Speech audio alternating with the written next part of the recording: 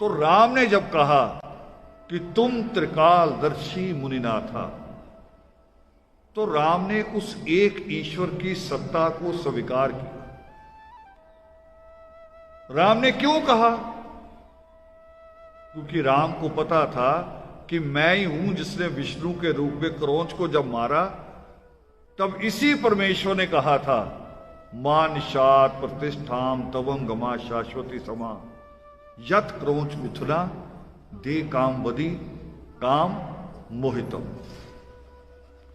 तब उसी परमेश्वर के मुख से निकला था संसार का पहला गीत, पहला श्लोक।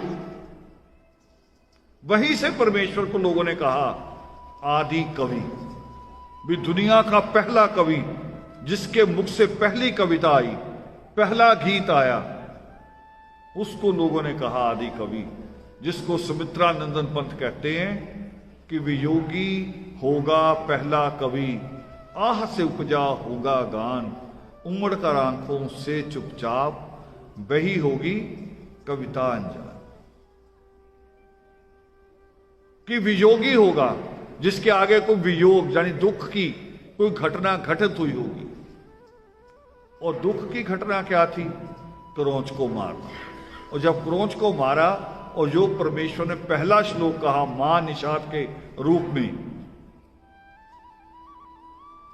उसका अर्थ था कि तुमने जो प्रेम में मगन इन पक्षियों को जुदाई का दुख दिया है, तुम्हें भी अगले जन्म में ये जुदाई झेलनी पड़ेगी।